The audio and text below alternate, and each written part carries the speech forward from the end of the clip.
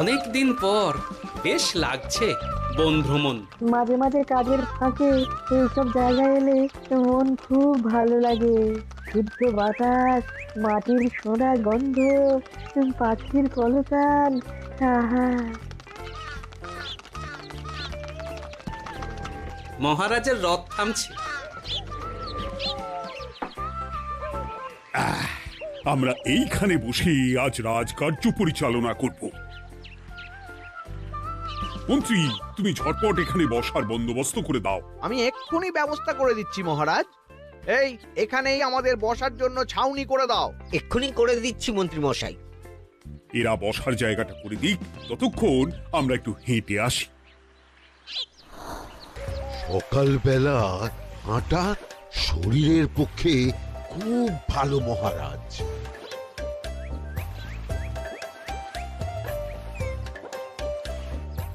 আগেকার দিনে রাজা মহারাজরা এই সব বনে মৃগয়া করতে আসতেন।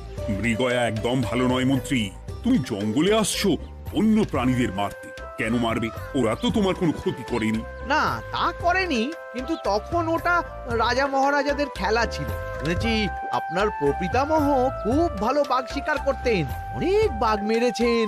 মন্ত্রী, তুমি একটা কথা হয়তো জানো না। আমার প্রপিতামহ শিকার করতেন, কিন্তু কোনো স্বাভাবিক জানোয়ারকে নয়, যে বাঘ মানুষ খেকো হয়ে প্রজাদের ক্ষতি করত।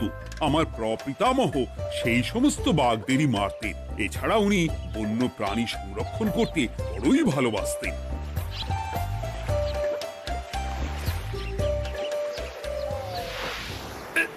উফ, এটা আবার কি? এই এটা আবার কোথা থেকে উড়ে এলো? কোথাও তো ঝড় হাওয়া কিছুই নেই।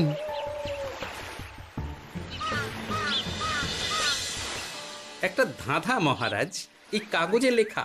ধাঁধা? পড়ো দেখি। জোয়ার ভাটা প্রভুর খেলা, ভাটা হবে হলে বেলা। ভাটা হলেই দেখা যাবে লাল রঙের এক পাথর পাবে। নদীর ধারে গর্ত করে যত্নে সাজাই কলস ভরে। হেথায় হোথায় ছড়িয়ে যাহা, অন্ধকারে জলে তাহা। ঢুকলে চক্ষু ঝলসে যাবে, হাতের কাছে ঘন্টা পাবে। ঠিক ঘন্টা বাজলে পরে পড়বে ঝরে থরে থরে। ঘন্টা যদি হয় ভুল, যেন তুমি হারাবে কুল। ঠিক ঘন্টা চিনতে হলে নকশা দেখো চক্ষু খুলে। সিন্দুক দেওয়ালে হাত দাও, আসল ঘটনা জেনে নাও। ওরে বাবা, খুব দীর্ঘ ধাঁধা। তা মন্ত্রী, তুমি কিছু বুঝলে? এটা একটা গুপ্তধনের নকশা। এর মধ্যে গুপ্তধন কোথায় আছে তার একটা ধারণা দেওয়া আছে। গুপ্তধন? ওটা আমাকে পেতেই হবে, পেতেই হবে। দেখি দেখি, একবার কাগজটা দাও। গোপাল, কাগজটা আগে আমার হাতে দাও, দেখি ভালো করে। এখন নদীতে জোয়ার চলছে গোপাল। একটু পরেই ভাটা শুরু হবে। হ্যাঁ, ভাটা না হলে কিচ্ছু বোঝা যাবে না। এখানে স্পষ্ট লেখা আছে, ভাটা হলেই দেখা যাবে লাল রঙের এক পাথর পাবে। তার মানে আমাদের ভাটা হওয়া পর্যন্ত অপেক্ষা করতে হবে। না, সময় নষ্ট না করে ধাঁধাটার সমাধান করতে শুরু করি। ভাটা হলে একটা লাল রঙের পাথর দেখা যাবে, এই পর্যন্ত পরিষ্কার আছে। বুঝতে হবে ওর পর থেকে। পড়ো গোপাল, চলো আমরা সবাই বুদ্ধি লাগাই। নদীর ধারে গর্ত করে যত্নে সাজাই কলস ভরে। এটার অর্থ, ধাঁধাটা মাথায় বসিয়ে নিয়েছি, এবার কে কি বলবে সেটা শুনতে হবে। আমরা ধাঁধা যেমন যেমন বলেছি তেমন তেমন ভাবেই চলি। চলুন মহারাজ, এখন আমাদের দেখতে হবে লাল পাথর। কোথায় আছে লাল পাথর? চলো চলো সবাই, চোখ কান খুলে আমরা নদীর পাড় ধরে হাঁটি। গুপ্তধন আমাকে একা পেতে হবে। ভাটা হলেই দেখা যাবে লাল রঙের এক পাথর পাবে। আমাকে চোখ কান খোলা রাখতে হবে। লাল পাথর, নদীর চড়ায় লাল পাথর দেখতে হবে। লাল পাথর, লাল পাথর। ওটা কি? তো এই তো লাল পাথর, লাল পাথর। ওরা অনেকটা এগিয়ে গেছে, ওদের আমার দিকে নজর নেই। এই সুযোগ, এই সুযোগ, একা একা গুপ্তধন নিয়ে পালাবো।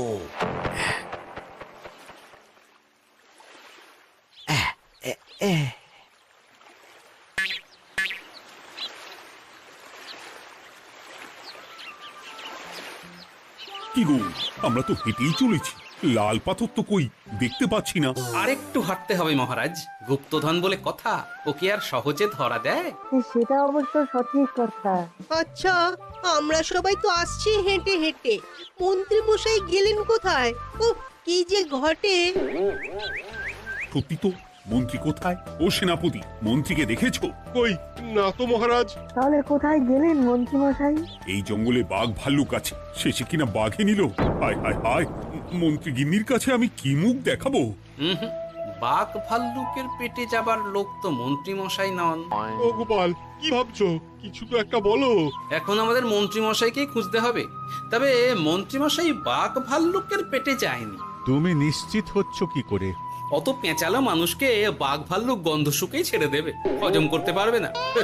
না না না, এখন রসিকতা করার সময় নয়, আমাদের মন্ত্রীকে খুঁজে বার করতেই হবে। কোথায় গেল মন্ত্রী? চলো চলো, গুপ্তধন মাথায় থাক, চলো মন্ত্রীকে খুঁজি। আহ, মন্ত্রী কোথায় গেল কে জানে। বলেই দেখা যাবে লাল রঙের এক পাথর পাবে। ভাটা হয়েছে, লাল রঙের পাথরের মাথায় চাপ দিয়ে গুহার মুখও খুলেছি। এবার এবার নদীর ধারে গর্ত করে যত্নে সাজাই কলস ভরে। এটাই তো ঠিক বুঝতে পারছি না।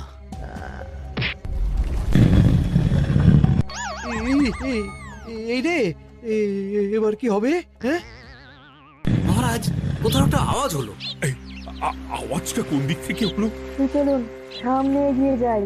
আমার মনে হয় আওয়াজটা সামনের দিক থেকে এলো। আমারও তাই মনে হলো। তবে কি মন্ত্রী মশাই লাল পাথরের হদিশ পেয়ে গেছেন?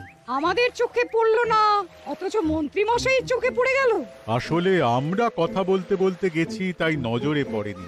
মন্ত্রী মশাই একা একা আমাদের পেছন পেছন আসছিলেন। উনি ইচ্ছে করেই আমাদের পেছনে পেছনে আসছিলেন। নিজে একা গুপ্তধন নিয়ে যেতে চেয়েছিলেন। অন্ধকারে কিছু দেখতে পাচ্ছি না তো। তাঁতাতে কি ছিল? হ্যাঁ, কি ছিল? হেথায় হোথায় ছড়িয়ে যাহা, অন্ধকারে জলে তাহা, ঢুকলে চক্ষু ঝলসে যাবে, হাতের কাছে ঘন্টা পাবে। পেয়েছি পেয়েছি, ঘন্টা ঘন্টা ঘন্টাটা পেতে হবে। ঘন্টাটা ঘন্টাটা ঘন্টা। ভাটা হলেই দেখা যাবে লাল রঙের এক পাথর পাবে। নদীর ধারে গর্ত করে যত্নে সাজাই কলস ভরে, হেথায় হোথায় ছড়িয়ে যাহা, অন্ধকারে জলে তাহা, ঢুকলে চক্ষু ঝলসে যাবে, হাতের কাছে ঘন্টা পাবে। ঠিক ঘন্টা বাজলে পরে পড়বে ঝরে থরে থরে, ঘন্টা যদি হয় ভুল, যেন তুমি হারাবে কুল। ঠিক ঘন্টা চিনতে হলে নকশা দেখো চক্ষু খুলে, সিন্দুক দেওয়ালে হাত দাও, আসল ঘটনা জেনে না। এবারে ভালো করে ঠান্ডা মাথায় ভাবতে হবে। ভাটা হলেই দেখা যাবে লাল রঙের এক পাথর পাবে। সেই লাল পাথরটাই তো খুঁজে পাওয়া যাচ্ছে না, অথচ মন্ত্রী মশাই খুঁজে পেলেন। আওয়াজটা কোথা থেকে আসছিল? এই কাছে পিঠে এই কোথা থেকে আওয়াজটা আসছিল। এই তো, এটাই মনে হয় সেই লাল পাথর। একটু নাড়িয়ে চাড়িয়ে দেখি তো কিছু হয় কিনা।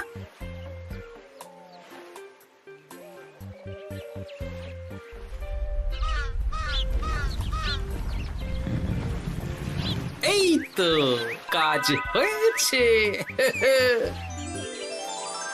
এই তো সুড়ঙ্গ। আপনারা নিচে নামুন। আপনারা কি দেখছেন সেটা বলবেন মহারাজ। সবাই যদি নেমে যাই, যদি কোনো কারণে সুড়ঙ্গের মুখ বন্ধ হয়ে যায়, তাহলে আর আমরা বাইরে বেরোতে পারবো না মহারাজ। গোপাল ঠিকই বলেছে, আমরা দুজন বাইরে থাকি। মহারাজ, আর একটা কথা, কোনো ঘন্টায় হাত দেবেন না, মনে আছে তো? ঘন্টা যদি হয় ভুল, যেন তুমি হারাবে কুল। ওরে বাবা, এই বয়সে আর কুল হারাতে চাই না। ঠিক আছে, তোমার কথাই অক্ষরে অক্ষরে পালন করব। দেখি এই সুড়ঙ্গে মন্ত্রী মশাইকে দেখতে পাই কিনা। চলুন মহারাজ, সুড়ঙ্গে নামি। সবাই সাবধানে নামো।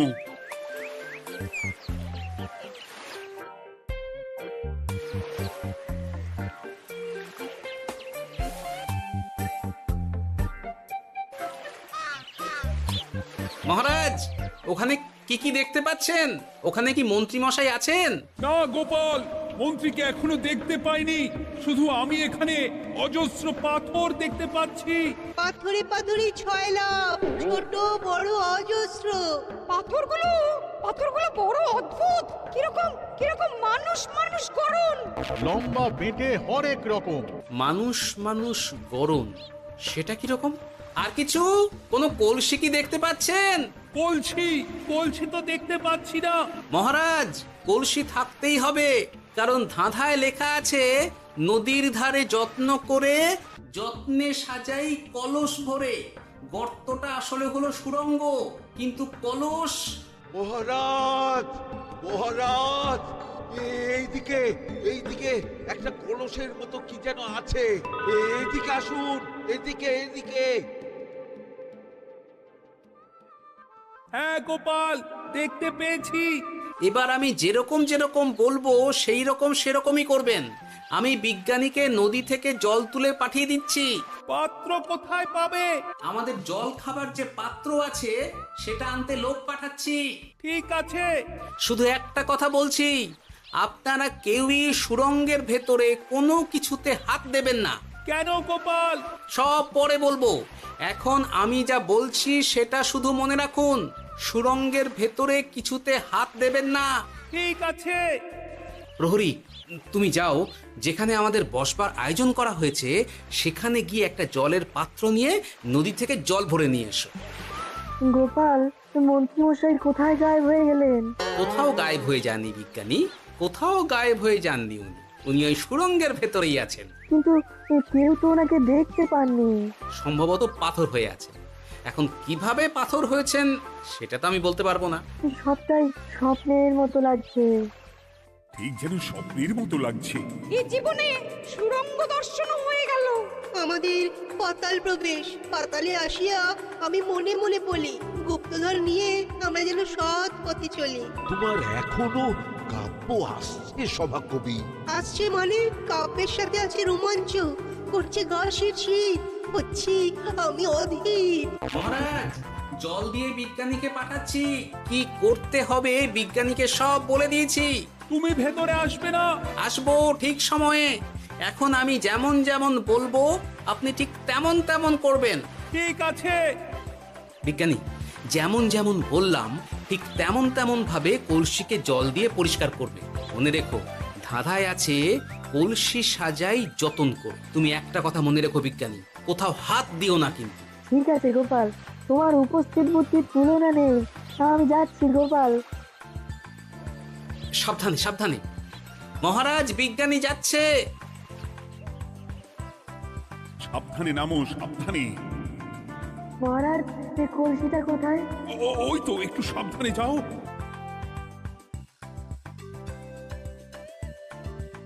বিজ্ঞানী, কলসির দেখা পেয়েছো? পেয়েছি পেয়েছি পেয়েছি। এবারে কলসিটাকে ভালো করে জল দিয়ে ধুয়ে দাও।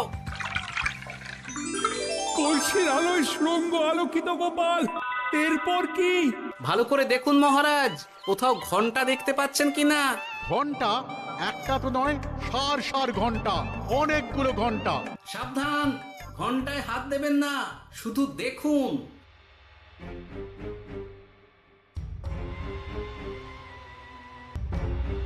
মহারাজ, আমরা গুপ্তধনের খুব কাছে চলে এসেছি। তাই নাকি? কি মজা কি মজা, এবার খাবো ক্ষীরের গজা। আহ, সভাকবি চুপ করো, এখনো আমরা গুপ্তধন পাইনি। বাবার মুখে দাঁড়িয়ে সবগুলো তারা আঁকা।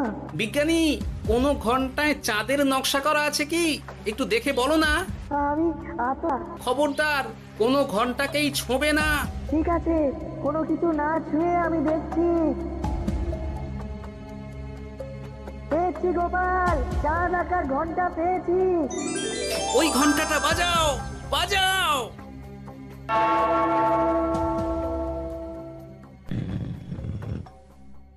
গুপ্তধন পেয়েছেন মহারাজ? বাঁচাও, বাঁচাও, বাঁচাও।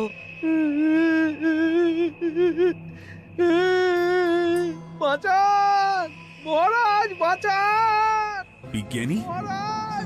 মন্ত্রীর গলা পাচ্ছ না।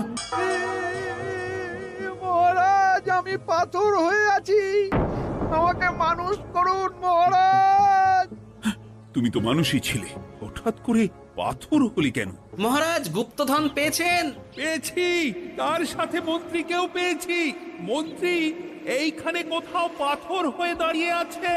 দাঁড়ান মহারাজ, এবার আসছি। সাবধানে এসো। আমি ভেতরে যাচ্ছি, বুঝলে? যদি কোনো কারণে দেখো পাথরটা গুহার মুখটা আটকে দিয়েছে, অমনি তোমাদের কাজ হলো পাথরটাকে ছুঁয়ে ফেলা, বুঝলে? ঠিক আছে গোপাল দাদা। আমার মনে হয় বিপদ আর কিছু ঘটবে না, তবুও সাবধানের তো মান নেই। ঠিক আছে, তুমি নিশ্চিন্তে ভেতরে যাও। আমাদের বাঁচাও, আমাদের সবাইকে মানুষ করুন। আমাকে মানুষ করুন মহারাজ। আপনাকে তো মানুষ করা হবে মন্ত্রী মশাই। আগে বলুন, আপনি পাথর হলেন কি করে? ও, মনে পড়েছে ধাঁধার শেষ লাইন, সিন্দুক দেওয়ালে হাত দাও, আসল খবর জেনে নাও। সত্যি গোপাল, তুমি না থাকলে এই এত কিছু আমাদের সবার কাছে অজানাই থেকে যেত।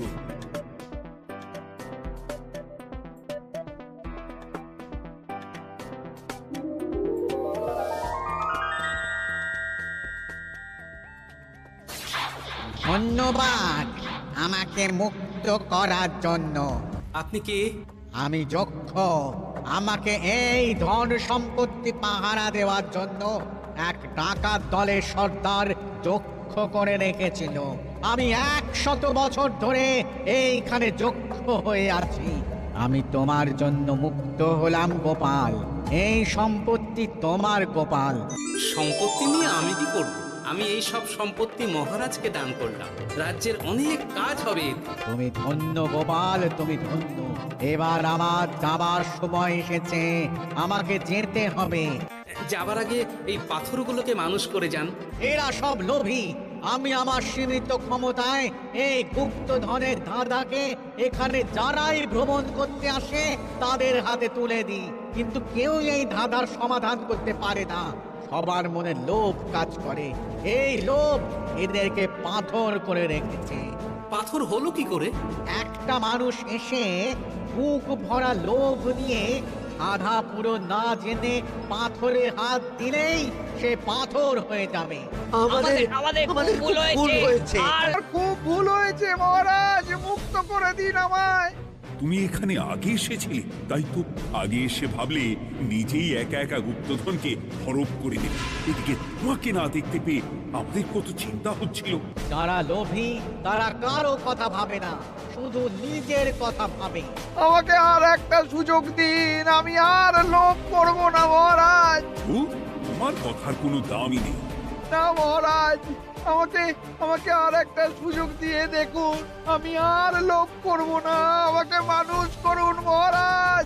আমাদের সবাইকে মানুষ করুন। দয়া করে মানুষ করুন। যক্ষরাজ, এদের আপনি ক্ষমা করে দিন। ঠিক আছে, তোমাদের আবার মানুষ করে দিচ্ছি।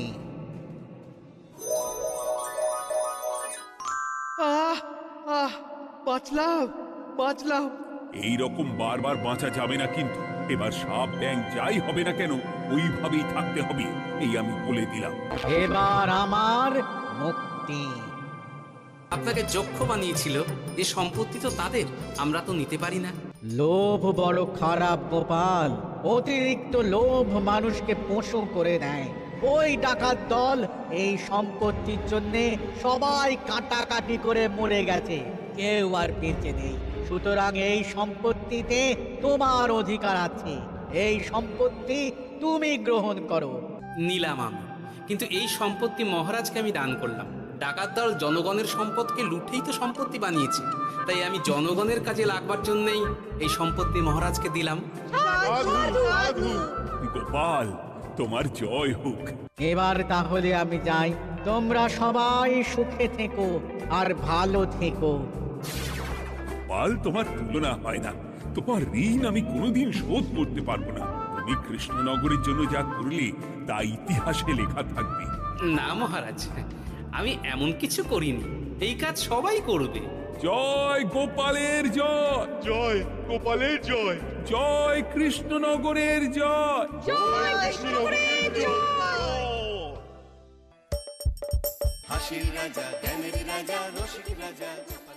Subscribe for more amazing videos.